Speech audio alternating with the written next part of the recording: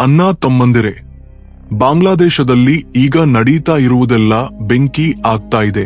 ಒಂದೇ ಕ್ಷಣದಲ್ಲಿ ದೇಶವೇ ತಲಕೆಳಗಾಗಿ ಹೋಗಿದೆ ಅಂತಾನೆ ಹೇಳಬೇಕು. ಇದು ಸಾಮಾನ್ಯ ರಾಜಕೀಯ ತಿರುವು ಅಲ್ಲ. ಇದೊಂದು ಭೂಕಂಪದಷ್ಟು ದೊಡ್ಡ ಬದಲಾವಣೆ. ಜಾಕಾದಿಂದ ಶುರುವಾದ ಈ ಆಘಾತ ಡಿಲ್ಲಿಯವರೆಗೂ ಬಂದು ತಲುಪಿ ಎಲ್ಲರನ್ನೂ ಬೆಚ್ಚಿ ಬೀಳಿಸಿದೆ. ಮಾಜಿ ಪ್ರಧಾನಿ ಶೇಖ್ ಹಸೀನಾಗೆ ಕೋರ್ಟ್ ಕೋಣೆಯಲ್ಲೇ ಶಿಕ್ಷೆ ಘೋಷಣೆಯಾಗಿದೆ. ಆ ಘೋಷಣೆಯ ನಂತರ ನಡೆದ ಘಟನೆಗಳು ಇನ್ನೂ ರಹಸ್ಯಮಯ ತಿರುವು ತಂದಿವೆ. ಎಷ್ಟೆಂದರೆ, ಶಿಕ್ಷೆ ಘೋಷಿಸಿದ ತಕ್ಷಣ ಬಾಂಗ್ಲಾದೇಶ ಸರ್ಕಾರ ಭಾರತದಿಂದ ಒಂದು ದೊಡ್ಡ ಬೇಡಿಕೆ ಇಟ್ಟಿತು. ಆ ಬೇಡಿಕೆ ಡಿಲ್ಲಿಯ ಸ್ಟ್ರಾಟಜಿಕ್ ಕಚೇರಿಗಳಲ್ಲಿ ಒಡನೆ ನಿಶ್ಶಬ್ದವನ್ನು, ಆತಂಕವನ್ನು ಒಟ್ಟಿಗೆ ಹುಟ್ಟಿಸಿತು. ಆದರೆ ನಿಜವಾದ ಆಶ್ಚರ್ಯಕರ ತಿರುವು ಅಲ್ಲಿ ಬಂತು. 50 ವರ್ಷಗಳ ನಂತರ ಮೊದಲ ಬಾರಿಗೆ ಒಂದು ರಷ್ಯಾದ ಯುದ್ಧ ನೌಕೆ ಬಾಂಗ್ಲಾದೇಶಕ್ಕೆ ಬಂದು ತಲುಪಿತು. ಅದು ಕೂಡ ಹಸೀನಾಗೆ ಶಿಕ್ಷೆ ಘೋಷಣೆಯಾದ ಅದೇ ದಿನ. ಢಾಕಾದಲ್ಲಿ ಎಬ್ಬಿಸಿದ ಈ ಗದ್ದಲ ಒಂದು ದೇಶಕ್ಕೆ ಮಾತ್ರ ಸೀಮಿತವಾಗಿಲ್ಲ. ಅದರ ಧ್ವನಿ ನವದೆಹಲಿ, ಮಾಸ್ಕೋ, ವಾಷಿಂಗ್ಟನ್ವರೆಗೂ ಕೇಳಿಸುತ್ತಿದೆ. ಯಾಕೆಂದರೆ ಇಲ್ಲಿ ನಡೆದಿದ್ದು ಕೇವಲ ಶಿಕ್ಷೆ ಘೋಷಣೆ ಅಲ್ಲ. ಇದೊಂದು ದೊಡ್ಡ ರಾಜಕೀಯ ಆಟಕ್ಕೆ ತೆರೆ ಎತ್ತಿದಂತಿದೆ.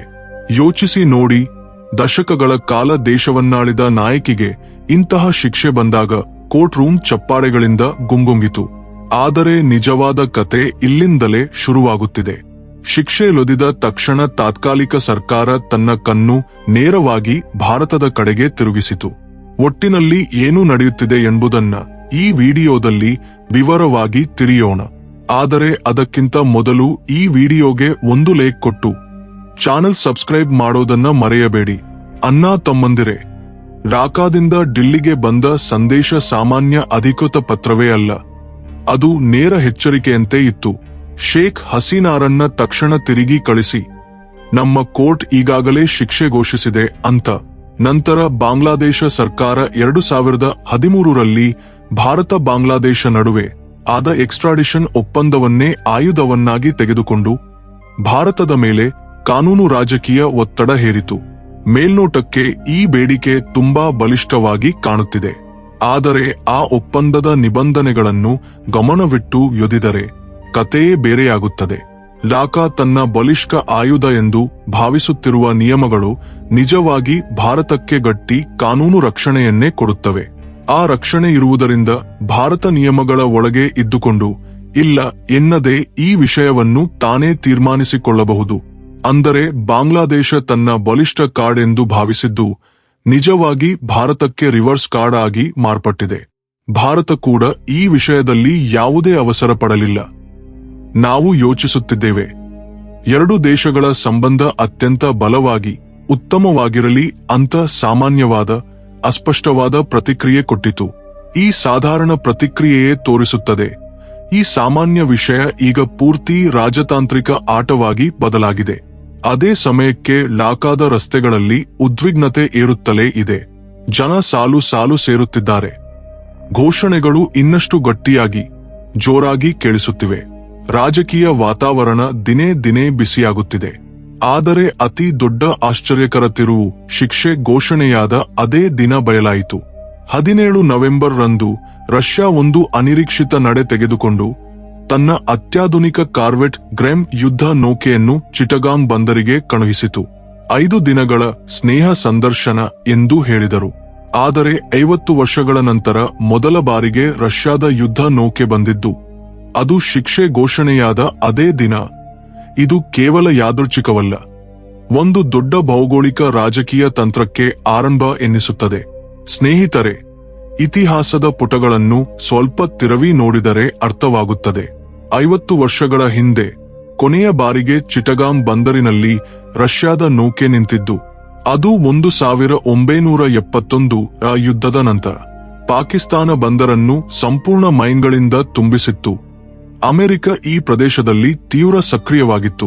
82ರಿಂದ 84ರವರೆಗೆ ಸೋವಿಯತ್ ರಷ್ಯಾ ತನ್ನ ಸೈನಿಕರ ಪ್ರಾಣವನ್ನೇ ಪಣಕ್ಕಿಟ್ಟು ಆ ಮೈನ್ಗಳನ್ನು ತೆಗೆದುಹಾಕಿತು. ಆ ಸಹಾಯದಿಂದಲೇ ಬಾಂಗ್ಲಾದೇಶದ ಆರ್ಥಿಕತೆ ಮತ್ತೆ ಉಸಿರಾಡಿತು, ಬೆಳೆಯಿತು. ಈಗ ರಷ್ಯಾ ಕೇವಲ ಹಳೆಯ ಸ್ನೇಹ ಮರುಸ್ಥಾಪನೆಗಾಗಿ ಬಂದಿದೆಯೇ? ತಜ್ಞರು ಹೇಳುತ್ತಾರೆ, ಬಿಟ್ಟುಬಿಡಿ ಅಲ್ಲ. ಉಕ್ರೇನ್ ಯುದ್ಧದ ನಂತರ ಪಾಶ್ಚಿಮಾತ್ಯ ಒತ್ತಡಕ್ಕೆ ಸಿಲುಕಿರುವ ರಷ್ಯಾ ಇಂಡೋ ಪೆಸಿಫಿಕ್ನಲ್ಲಿ ಹೊಸ ಶಕ್ತಿಯಾಗಿ ಪ್ರವೇಶಿಸುವ ಪ್ರಯತ್ನದ ಭಾಗ ಇದು ಎಂದು. ಅಷ್ಟೇ ಅಲ್ಲ, ಭಾರತ ಈ ಘಟನೆಯನ್ನು ತೀರಾ ಗಂಭೀರವಾಗಿ ತೆಗೆದುಕೊಂಡಿದೆ. ಗಡಿಯಲ್ಲಿ ಎಚ್ಚರಿಕೆ ಹೆಚ್ಚಿಸಿದೆ. ಭದ್ರತಾ ಕ್ರಮಗಳನ್ನು ಮುಂಚಿತವಾಗಿ ತೆಗೆದುಕೊಂಡಿದೆ. ಯಾಕೆಂದರೆ ಇದು ಕೇವಲ ಕೋರ್ಟ್ ಶಿಕ್ಷೆಯ ವಿಷಯವಲ್ಲ, ಇಡೀ ದಕ್ಷಿಣ ಏಷ್ಯಾದ ರಾಜಕೀಯ ತಂತ್ರಗಳನ್ನೇ ಕದಲಿಸುವ ಮಟ್ಟದ್ದು. ಯುನೈಟೆಡ್ ನೇಷನ್ಸ್ನ ಪ್ರತಿಕ್ರಿಯೆ ಒಂದು ಕಡೆ ಬೆಂಬಲ, ಇನ್ನೊಂದು ಕಡೆ ಎಚ್ಚರಿಕೆ. ಬಾಧಿತರಿಗೆ ಈ ಶಿಕ್ಷೆ ಮುಖ್ಯ ಎಂದು ಹೇಳಿದರು. ಮರಣದಂಡನೆ ತಪ್ಪು ಎಂದು ಒತ್ತಿ ಹೇಳಿ ಒಂದು ದೊಡ್ಡ ಪ್ರಶ್ನೆಯನ್ನು ಎತ್ತಿದ್ದಾರೆ. ಅಂದರೆ ಅಂತಾರಾಷ್ಟ್ರೀಯ ಒತ್ತಡ ಎರಡು ಬದಿಯಿಂದಲೂ ಎಳೆಯುತ್ತಿದೆ. ಒಂದು ಕಡೆ ನ್ಯಾಯ, ಇನ್ನೊಂದು ಕಡೆ ಮಾನವ ಹಕ್ಕುಗಳು. ಸ್ಪಷ್ಟವಾಗಿ ಹೇಳಬೇಕೆಂದರೆ ಬಾಂಗ್ಲಾದೇಶದಲ್ಲಿ ನಡೆಯುತ್ತಿರುವುದು ಕೇವಲ ಸ್ಥಳೀಯ ರಾಜಕಾರಣವಲ್ಲ, ಇದೊಂದು ದೊಡ್ಡ ಭೌಗೋಳಿಕ ರಾಜಕೀಯ ಚೈನ್ ರಿಯಾಕ್ಷನ್. ಅದು ಭಾರತ, ರಷ್ಯಾ, ಯುನೈಟೆಡ್ ನೇಷನ್ಸ್ ಹಾಗೂ ಇಡೀ ದಕ್ಷಿಣ ಏಷ್ಯಾವನ್ನು ಹೊಸ ತಿರುವಿಗೆ ಕೊಂಡೊಯ್ಯುತ್ತಿದೆ. ಅಣ್ಣ ತಮ್ಮಂದಿರೇ, ಈ ಕತೆ ಈಗ ಆ ತಿರುವಿಗೆ ಬಂದು ನಿಂತಿದೆ. ಅಲ್ಲಿಂದ ನಿಜವಾದ ರಹಸ್ಯಗಳು ಬಯಲಾಗುವುದು ಶುರುವಾಗುತ್ತದೆ. ಯಾಕೆಂದರೆ ಇದು ಕೇವಲ ಹಸೀನಾರನ್ನು ತಿರುಗಿ ಕಳಿಸಿ ಎನ್ನುವುದಲ್ಲ, ಇದರಲ್ಲಿ ಇನ್ನೂ ಆಳವಾದ ವಿಷಯಗಳಿವೆ. ಘಟಾನುಘಟಿ ವಿಶ್ಲೇಷಕರು ಮುಂದೆ ಬಂದು ಮಾತನಾಡುತ್ತಿದ್ದಾರೆ. ಅವರಲ್ಲಿ ಡಾಕ್ಟರ್ ಬ್ರಹ್ಮ ಚೆಲ್ಲಾನಿಯವರು ಒಬ್ಬರು. ಅವರು ಹೇಳುವುದು ಬಾಂಗ್ಲಾದೇಶ ಸೇನೆ ಜಗತ್ತಿಗೆ ಮುಚ್ಚಿಡಬೇಕೆನ್ನುವ ಸತ್ಯವೇ ಅನಿಸುತ್ತದೆ. ಚೆಲ್ಲಾನಿಯವರ ಪ್ರಕಾರ ಭಾರತ ಹಸೀನಾರನ್ನು ಆಹ್ವಾನಿಸಲೇ ಇಲ್ಲ, ಆಹ್ವಾನಿಸಲೂ ಇಲ್ಲ. ನಿಜವಾದ ಆಟ ಬೇರೆಯೇ ಇದೆ. ಬಾಂಗ್ಲಾದೇಶದ ಶಕ್ತಿಶಾಲಿ ಸೇನೆ ಆಕಸ್ಮಿಕವಾಗಿ ಆಕೆ ಮನೆಗೆ ಬಂದಿತು, ಸಾಮಾನು ಪ್ಯಾಕ್ ಮಾಡಿಸಿತು, ಹೆಲಿಕಾಪ್ಟರ್ನಲ್ಲಿ ಕೂರಿಸಿತು, ನೇರವಾಗಿ ಭಾರತ ಗಡಿಗೆ ಇಳಿಸಿ ಹಿಂತಿರುಗಿತು. ಆ ಸಮಯದಲ್ಲಿ ಭಾರತ ಆಕೆಯನ್ನು ಮರ್ಯಾದೆಯಿಂದ ತಿರಸ್ಕರಿಸಲಿಲ್ಲ, ತಡೆಯಲಿಲ್ಲ. ಯಾಕೆಂದರೆ ಮಾನವೀಯತೆಯ ದೃಷ್ಟಿಯಿಂದ ಆಶ್ರಯ ಕೊಡುವುದೇ ಏಕೈಕ ದಾರಿ ಎಂದು ತಿಳಿದಿತ್ತು. ಕೆಲವೇ ಗಂಟೆಗಳಲ್ಲಿ ಬಾಂಗ್ಲಾದೇಶ ಸೇನೆ ಟಿವಿಯಲ್ಲಿ ಕಾಣಿಸಿಕೊಂಡು ದೇಶದ ನಿಯಂತ್ರಣ ಈಗ ನಮ್ಮ ಕೈಯಲ್ಲಿದೆ ಎಂದು ಘೋಷಿಸಿತು. ಕೆಲವೇ ಗಂಟೆಗಳಲ್ಲಿ ಹೊಸ ಸರ್ಕಾರ ರಚನೆಯೂ ಆಯಿತು. ಇಲ್ಲಿ ಗಮನಿಸಬೇಕಾದ ಪ್ರಮುಖ ವಿಷಯ, ಶೇಖ್ ಹಸೀನಾ ರಾಜೀನಾಮೆ ನೀಡಲಿಲ್ಲ, ಸ್ವಯಂಪ್ರೇರಿತವಾಗಿ ತೊಲಗಲಿಲ್ಲ. ಆಕೆಯನ್ನು ಬಲವಂತವಾಗಿ ತೆಗೆದುಹಾಕಿ ಭಾರತ ಭೂಮಿಯಲ್ಲಿ ಬಿಟ್ಟರು. ಈಗ ದೊಡ್ಡ ಪ್ರಶ್ನೆ, ಆಕೆಯನ್ನು ಭಾರತಕ್ಕೆ ಯಾಕೆ ತಂದರು? ಸೇನೆ ಯಾಕೆ ಇಷ್ಟೊಂದು ವೇಗವಾಗಿ ಅಧಿಕಾರ ಹಿಡಿದುಕೊಂಡಿತು? ಈ ಪ್ರಶ್ನೆಗೆ ಇನ್ನೂ ಭಾರತಕ್ಕೂ ಸ್ಪಷ್ಟ ಉತ್ತರ ಬಂದಿಲ್ಲ. ಈ ನಡುವೆ ಮಾಜಿ ಸಚಿವರು ಮುಂದೆ ಬಂದು ಆರೋಪಿಸುತ್ತಿದ್ದಾರೆ, ಇಡೀ ಘಟನೆ ನಕಲಿ ರಾಜಕೀಯ ಪ್ರತೀಕಾರ ಮಾತ್ರ ಎಂದು. ಭಾರತ ಈಗ ತನ್ನ ನೀತಿಯನ್ನು ಇನ್ನಷ್ಟು ಕಠಿಣಗೊಳಿಸಿದೆ. ಗಡಿ ಭದ್ರತೆಯನ್ನು ಹೈ ಅಲರ್ಟ್ಗೆ ಏರಿಸಿದೆ, ವಿಶೇಷವಾಗಿ ಪಶ್ಚಿಮ ಬಂಗಾಳದಲ್ಲಿ. ಯಾಕೆಂದರೆ ಈ ಶಿಕ್ಷೆ ಘೋಷಣೆಯ ನಂತರ ಪರಿಸ್ಥಿತಿ ಯಾವ ಕಡೆಗೆ ತಿರುಗುತ್ತದೆ ಎಂಬುದು ಯಾರಿಗೂ ಖಚಿತವಿಲ್ಲ. ಅಂದರೆ ಇದು ಕೇವಲ ಅಧಿಕಾರ ಬದಲಾವಣೆ ಅಲ್ಲ, ಗೋಚರಿಸದ ಭೌಗೋಳಿಕ ರಾಜಕೀಯ ಆಟದಲ್ಲಿ ಆಶ್ಚರ್ಯಕರ ತಿರುವು. ಅದು ಇಡೀ ಪ್ರದೇಶವನ್ನು ಹೊಸ ಬಿಕ್ಕಟ್ಟಿನ ಕಡೆಗೆ ತಳ್ಳುತ್ತಿದೆ. ಅಣ್ಣ ತಮ್ಮಂದಿರೇ, ಬಾಂಗ್ಲಾದೇಶದ ನಿಜವಾದ ವಾತಾವರಣ ಏನೆಂಬುದನ್ನು ಸರಿಯಾಗಿ ಅರ್ಥ ಮಾಡಿಕೊಳ್ಳುವುದು ತುಂಬಾ ಮುಖ್ಯ. ಪರಿಸ್ಥಿತಿ ತೀರಾ ಉದ್ವಿಗ್ನವಾಗಿದೆ. ಮೊಹಮ್ಮದ್ ಯೂನುಸ್ ಕೂಡ ತುಂಬಾ ಅನಾನುಕೂಲ ಮತ್ತು ಆತಂಕದಿಂದ ಕಾಣುತ್ತಿದ್ದಾರೆ. ಅವರು ಮೀಡಿಯಾಕ್ಕೆ ಸ್ಪಷ್ಟ ಎಚ್ಚರಿಕೆ ಕೊಟ್ಟಿದ್ದಾರೆ, ಶೇಖ್ ಹಸೀನಾ ಸಂಬಂಧಿತ ಯಾವುದೇ ಸುದ್ದಿ ಪ್ರಸಾರ ಮಾಡಬೇಡಿ, ಅವಾಮಿ ಲೀಗ್ ಪಕ್ಷದ ಸಂದೇಶಗಳನ್ನು ತೋರಿಸಬೇಡಿ ಎಂದು. ಇಷ್ಟು ಹೇಳಿದರೆ ಸಾಕು, ಆ ದೇಶದಲ್ಲಿ ಎಷ್ಟು ಬಿಸಿ ಗಾಳಿ ಬೀಸುತ್ತಿದೆ ಎಂಬುದು ಅರ್ಥವಾಗುತ್ತದೆ.